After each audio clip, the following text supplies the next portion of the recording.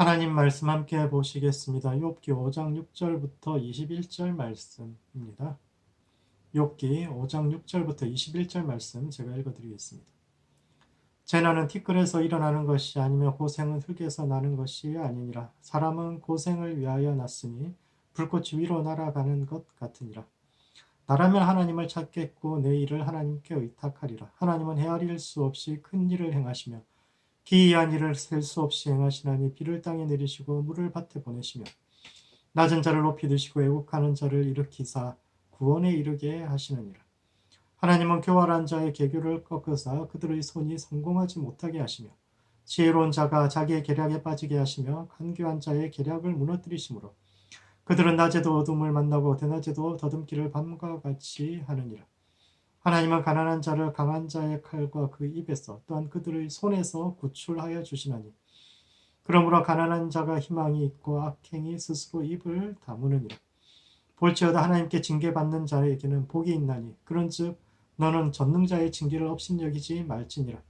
하나님은 아프게 하시다가 싸매시며 상하게 하시다가 그의 손으로 고치시나니 6가지 환난에서 너를 구원하시며 7가지 환난이라도 그 재앙이 내게 미치지 않게 하시며 기근 때의 죽음에서 전쟁 때의 칼의 위협에서 너를 구원하실 터인지 내가 혀의 채찍을 피하여 숨을 수가 있고 멸망이 올 때에도 두려워하지 아니하실 것이라. 아멘. 욥기는 크게 두 부분으로 나뉘는데 처음과 끝은 산문으로 되어 있고 중간 부분은 웅문으로 되어 있습니다. 하나님과 사탄이 욥을 두고 벌이는 내기나 고난을 겪은 욥이 회복되어서 하나님의 축복을 받는 이야기 부분은 모두 산문으로 되어 있는 반면 중간에 욥과 욥의 친구들이 나누는 긴 대화는 모두 다 운문으로 기록되어 있습니다. 욥기의 두 부분은 문체만이 아니라 그에 등장하는 욥의 성격도 매우 다릅니다. 산문 속의 욥은 고난 속에서도 온전히 하나님을 바라보는 믿음의 욥을 보여준다면 운문 속의 욥은 하나님을 의심하고 회의하는 그런 욥을 보여주는데 그래서 학자들은 원래 욥기는 산문만 있었을 것이라고 추정합니다. 원래 욥기는 이유 없는 고난 속에서도 믿음을 지켰던 욥이 마침내 하나님께 인정받고 회복되는 교훈적 짧은 이야기이다. 후대의 어떤 뛰어난 지혜자가 친구들과의 대화를 덧붙임으로써 고난과 인생 그리고 지혜에 관한 이야기로 확대되었다고 생각합니다. 그렇다면 욥기 운문이 가지는 의미는 무엇이었을까? 산문만으로도 충분한 이 훌륭한 책에다가 욥과 욥의 친구들이 나누는 기나긴 대화를 덧붙인 이유가 무엇일까요? 그 중에서도 욥의 친구들이 주장하는 내용들이 오늘을 살아가는 우리의 삶과 신앙에 던지는 의미가 무엇인지에 대해서 함께 생각해 보는 시간을 갖도록 하겠습니다. 첫 번째, 우리는 거인의 어깨 위에 앉아있는 난장이임을 깨달아야 합니다.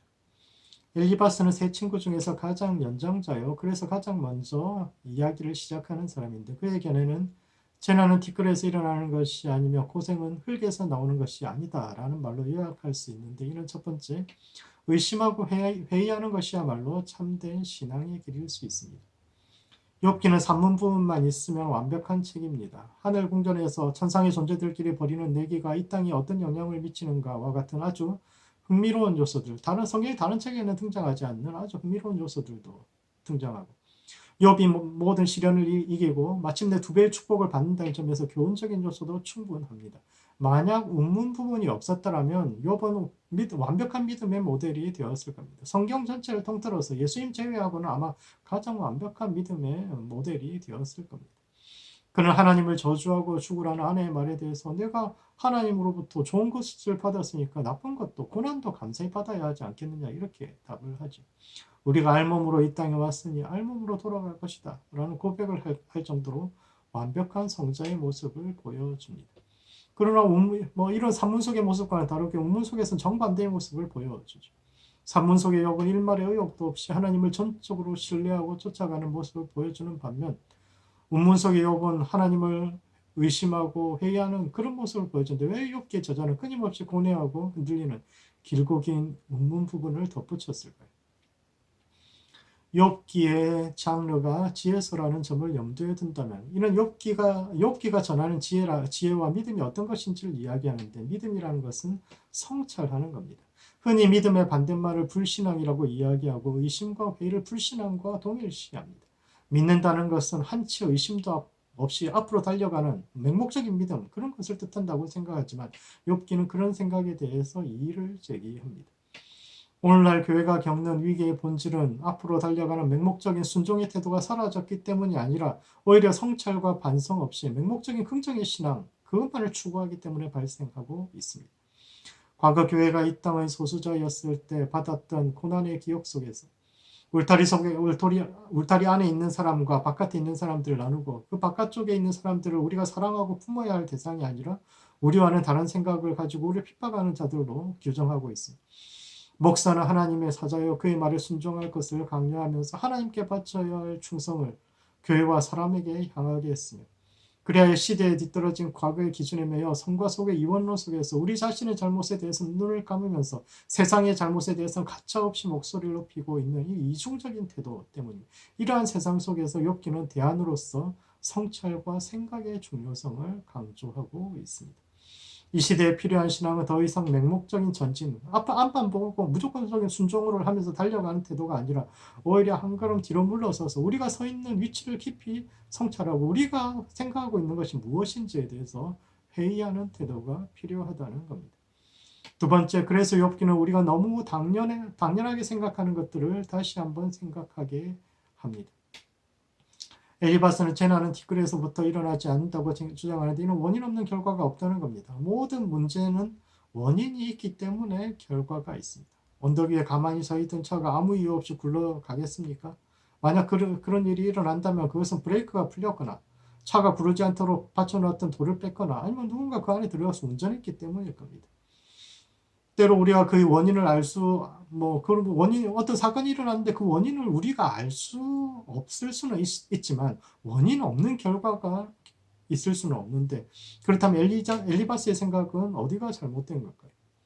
욥기의 전제는 새 친구의 생각이 틀렸다라는 것인데 그렇다면 엘리바스의 생각 중에 어디가 틀렸다는 겁니까?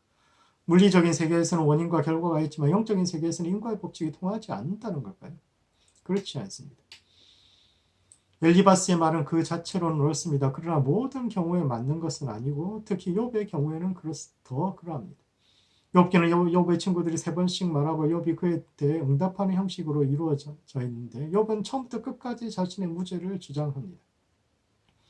엘리바스의 마지막 말에 따르면 너는 지나가는 여인을 한 번도 관심 있게 쳐다본 적도 없으며 도와달라는 사람을 단 한 번도 거절한 적이 없느냐라고 질문하는데 이 질문에 대해서 욥은 그렇다라고 이야기합니다. 나는 한 번도 그런 적이 없다라고 이야기하는데 저는 이 부분에서 욥이 진짜 이야기가 아닐 수 있다고 생각합니다. 흔히 욥기가 진짜 있었던 사건이냐 아니면 가상의 상황을 전제로 한 대화냐를 두고 학자들끼리 많이 다투는데 제 개인적인 생각으로는 산문 속의 욥은 실제지만 운문 속의 욥은 가상일 수 있다고 생각하는데 왜냐하면 운문 속의 욥과 같이 완벽한 사람은 있을 수 없기 때문입니다. 지나가는 여자에게 시선이 가는 것은 본능일 수 있는데 그 본능을 완벽히 제어할 수 있는 사람 도움을 또 사람들이 도움을 요청하는데 그 도움을 거절하는 것은 죄가 아니잖아요. 지나가는 노숙자들이 도와달라고 할 때마다 어떻게 다 도와줄 수 있겠습니까? 그런데 욥은 그렇게 자기에게 도와달라는 것을 단 한 번도 거절한 죄가 아닌데도 불구하고 그것을 거절한 적이 없다고 이야기하는데 그런 사람이 존재할 수 있을까요? 엘리바스가 이 두 가지 예를 든 이유는 이 질문이 아니라고 말할 사람이 없기 때문일 겁니다. 그럼에도 불구하고 욥이 나는 그런 적도 없다라고 말하는데 이런 현실에는 존재할 수 없는 완벽한 의인을 등장시키고 그 의인의 삶에도 고난이 있다는 사실을 상정함으로써 우리의 생각이 우상이 될 수 있음을 이야기합니다. 우상이라는 것은 우리 마음속에서 하나님의 자리를 차지하고 있는 것들인데 이방신들만이 아니라 우리의 생각도 우상이 될 수 있습니다. 하나님을 은혜의 하나님으로 제한하는 것이나 의인은 무조건 복받고 죄인만 벌받아야 한다는 그런 도식적인 생각도 우상이 될 수 있습니다. 오히려 그런 생각이 가장 큰 우상이 될 수 있죠. 교회든 세상이든 어른들이 경직된 사고방식 속에 갇혀서 전통이란 이름으로 자기 세대의 경험과 사고방식을 절대화해서 젊은 세대에게 강요할 때 문제가 가장 많이 발생하지 않습니까? 그런 점에서 욥의 친구들의 생각은 모두 틀린 것이 아닙니다. 욥의 친구들은 무조건 틀렸고 욥은 무조건 옳다 이런 이야기가 아닙니다. 오히려 욥의 친구들의 생각은 욥이 성장하고 발전할 수 있는 디딤돌을 제공하고 있습니다. 생각이 발전하기 위해서는 먼저 기존의 생각들에 대한 분명한 정의가 내려져야 하고 그 정의가 가진 경계와 한계가 분명해질 때 그 위에 새로운 대안을 이야기할 수 있습니다. 그런 점에서 욥기의 운문이 주는 메시지는 바른 신앙이라는 것은 생각하는 신앙이요 정답이 중요한 것이 아니라 자신의 답을 찾아가는 과정이 중요합니다. 생각은 한쪽이 다른 쪽을 일방적으로 무찌르는 것이 아니라 오히려 대화와 토론을 통해서 서로 영향을 미치고 서로 다른 생각이 융합함으로써 또 다른 관점에서 문제를 보게 하는데 이를 위해서는 생각하는 습관과 더불어서 열린 태도가 중요합니다. 그러므로 자신의 생각이라는 우상에 갇히지 말아야 합니다. 가장 큰 우상은 자기 자신이요 자기 생각인데 이는 신앙과 전통이라는 이름으로 교묘하게 위장하고 있는 경우가 많은데 늘 열린 태도로 스스로의 생각을 성찰하여 날마다 새로운 신앙 속에서 살아가는 우리 모두가 될 수 있기를 주님의 이름으로 축복합니다. 두 번째 욥기는 기존의 질서에 대한 도전을 담고 있습니다. 5장은 크게 세 부분으로 이루어져 있는데 1절부터 6절까지는 재난은 티끌에서 일어나는 것이 아니라는 고난의 원인에 대해서 이야기하고 있고 7절부터 14절까지는 하나님 앞에 겸손해야 한다는 고난을 대하는 태도에 대해 이야기하고 있으며 마지막으로 15절부터 27절까지는 고난은 하나님의 교육적 조치라는 고난의 본질에 대해서 이야기하고 있는데 이는 첫 번째, 질문하는 것이야말로 고난을 대하는 바른 태도입니다.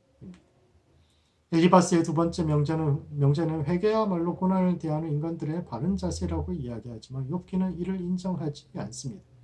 흔히 사람들은 어려움에 처하면 이게 자신이 과거에 저질렀던 죄의 결과라고 생각해서 기억 깊숙한 곳에 묻어두었던 생각도 안 나는 사소한 과거의 잘못을 찾거나 그것도 안 되면 내가 전생에 무슨 죄를 지어서라고 말하면서 알지도 못하는 전생까지 생각을 확장해서 자기 잘못을 찾는데 과연 이런 태도만이 고난을 대하는 바른 태도일까요?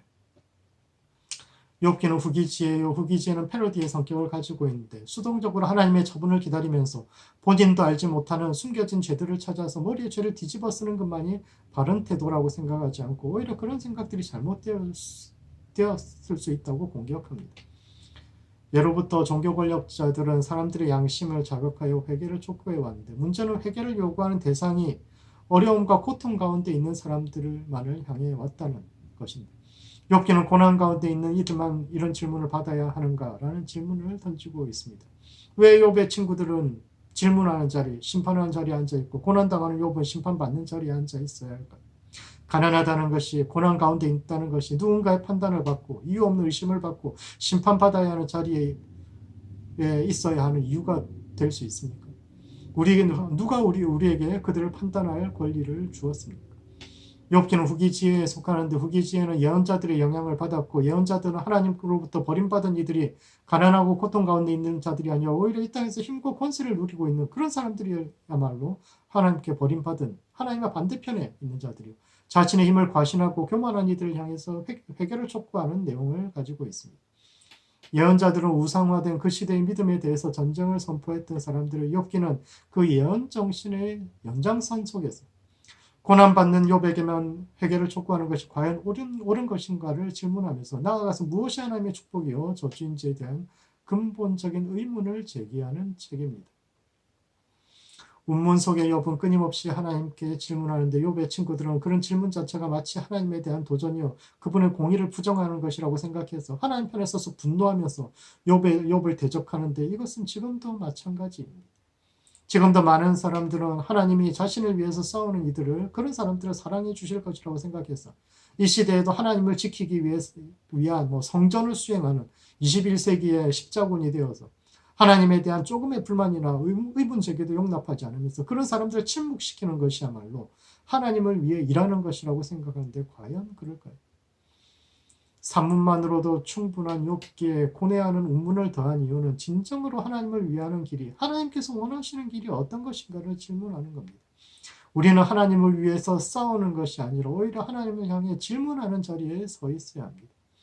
우리는 욥을 비난하는 자리가 아니라 하나님 왜 욥이 이렇게 고난받아야 합니까? 하나님 왜 이 땅에 아직도 불의가 존재합니까? 하나님 왜 이 땅에 아직도 이렇게 많은 슬픔과 아픔이 존재합니까? 라고 질문하고 고뇌하고 답을 구하는 그 자리에 서 있어야 합니다. 욥의 친구들은 선한 의도를 가지고 욥을 돕기 위해서 끊임없이 욥에게 말을 걸지만 그들의 말이 전혀 도움이 되지 않았던 이유는 그들이 욥을 위해서 중보하는 자리가 아니라 심판하는 자리에 있었기 때문이요. 따라서 욥은 우리에게 심판 자리에서 내려와서 고난받는 자의 옆자리, 곧 그들을 위한 중보자의 자리에 설 것을 촉구하고 있습니다. 마지막으로 본문은 삶의 무게와 말의 무게에 대해서 이야기하고 있습니다. 엘리바스의 세 번째 명제는 모든 고난은 하나님의 교육적 조치라는 것인데 욥은 이것도 부정합니다. 사실 엘리바스의 견해는 오늘날 그리스도인들 우리의 생각과 거의 완벽하게 일치한다고 이야기할 수 있습니다. 고난은 하나님께서 우리를 교훈하는 중요한 도구요. 이는 오늘날도 보편적으로 받아들여지는 명제인데 그렇다면 우리는 왜 엘리바스의 견해를 틀렸다고 이야기하는 걸까요? 왜냐하면 모든 고난이 우리를 성숙시켜주거나 하나님 앞으로 이끌지는 않기 때문입니다. 우리는 흔히 지나고 나면 모든 것이 추억이 된다고 말하지만 어떤 경험은 단지 시간이 지난다고 잊혀지지도 않고 추억이 되지도 않습니다. 대부분의 경험은 그렇게 됩니다. 대부분의 경험은 지나고 나면 뭐 좋은 시간이었다 이야기할 수 있지만 어떤 경험들은 그렇지 않습니다. 한날 한시에 자식들을 다 잃고 평생에 모았던 부를 도둑질 당했습니다. 몸에는 불치병이 생겨서 재기할 수 있는 모든 희망이 사라진 상태에서 어제까지도 자기를 존경한다고 이야기했던 사람들로부터 무시당하고 마을에 추방당한 채 그렇게 홀로 고립되어야 했던 그 욥이 경험했던 모멸감과 좌절감이 단지 교훈 그것을 위한 것이라고만 이야기할 수 있을까요? 욥기는 지속적으로 이성의 한계를 지적하는 책입니다. 천상에서 하나님과 사탄 사이에 있었던 내기는 욥에게 알려지지 않는데 이것이 의미하는 바는 인간의 이성에는 한계, 우리가 뭔가를 알 수 있는 것은 한계가 있다라는 것이며 따라서 우리는 타인의 삶에 대해서 안다고 이야기하는 것이 얼마나 무례한 것인가를 이야기하는 겁니다. 흔히 부모들이 자녀들에게 내가 살아봐서 안다라고 이야기합니다. 나도 뭐 너와 같은 그런 시간을 지나지 않았냐고 이야기합니다.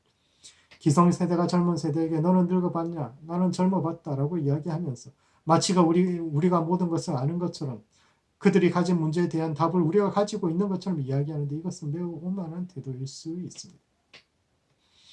사람에게는 각자 감당해야 할 무게가 있고 이는 각 세대도 마찬가지인데 손쉽게 타인의 고난을 이해한다거나 이것이 당신이 가야 할 길, 이것이 정답이라고 이야기하는 것은 도움이 되기보다 오히려 무례한 태도가 될 수 있는데 왜냐하면 우리가 사람을 어떻게 다 알 수 있겠습니까? 그리고 무엇을 안다는 것이 답을 주는 것도 아닙니다. 오히려 욥기는 우리에게 어떤 답을 구하는 것이 아니라 무지를 받아들이라고 이야기합니다. 많은 판타지들이 과거로 돌아가서 다시 한번 인생을 사는 그런 내용으로 꾸며져 있지만 안타깝게도 인생은 단판 승부에 한 번도 가보지 않은 길을 걷는 것이요. 그런 길을 걷는 데 있어서 필요한 것은 지식이 아니라 뭔가를 아는 것이 아니라 결과를 알 수 없을 때에도 앞을 향해 걸어갈 수 있는 담대함과 또 어둠의 시간을 지날 때 함께 손잡고 건널 수 있는 따뜻한 길동무인데 그러므로 하나님을 위해 싸우는 사람이 아니라 고난받는 이들을 위해서 중보하는 자리에 설출하는 모든 성도들 되시기 바랍니다. 세상은 답을 가진 심판자가 아니라 어두운 밤길을 함께 걸어줄 길동무를 원하는데 서로에게 이웃에게 또 좋은 길동무가 되어주는 모든 성도들 되시기 바랍니다. 말씀을 정리하겠습니다. 욥기는 산문과 운문으로 나뉘고 산문 자체로도 훌륭한 글이었지만 운문이 덧붙임으로써 또 다른 차원의 신앙에 대해서 이야기하고 있는데 첫 번째, 자신의 생각이라는 우상에 갇히지 말아야 합니다. 이 시대에 필요한 믿음은 맹목적인 순종이 아니라 오히려 성찰하는 자세이며 욥은 완벽해 보이는 엘리바스와의 대화를 통해서 인생에는 정해진 답이 있는 것이 아니라 자신만의 답을 찾는 것이 중요하며 이를 위해서 생각하는 습관과 열린 태도를 중요시하는데 자신의 생각이란 우상에 갇히지 않는 모든 성도들 되시기 바랍니다. 두 번째, 심판자의 자리가 아닌 중보자의 자리에서는 성도들 되시기 바랍니다. 맹목적인 순종이 아니라 오히려 끊임없이 질문하는 태도야말로 고난을 대하는 바른 태도예요. 어둠 속에서 걷는 사람에게는 그것을 이해한다고 말하기보다 오히려 따뜻하게 손 내밀어 주는 것이 필요한데 누군가의 심판자가 아닌 중보자와 길동무의 자리에서는 모든 성도들 되시기 바랍니다. 기도하시겠습니다. 기도하실 때는 자신의 생각이란 우상에 갇히지 않도록 스스로를 위해서 기도합시다. 나의 경험과 생각 속에 하나님과 사람들 한계 짓지 않고 늘 열린 마음으로 누군가에게서 배우는 자세를 유지할 수 있도록 스스로를 위해서 기도하시고 두 번째, 심판자의 자리가 아닌 중보자의 자리에서는 성도와 교회 될 수 있도록 서로를 위해서 기도합시다. 맹목적인 순종보다 성찰하고 질문하는 성도 될 수 있도록 고난받는 이들을 판단하는 자가 아니라 함께 기도하고 질문하는 자리에 서는 성도가 교회 될 수 있도록 서로를 위해서 함께 기도하시겠습니다.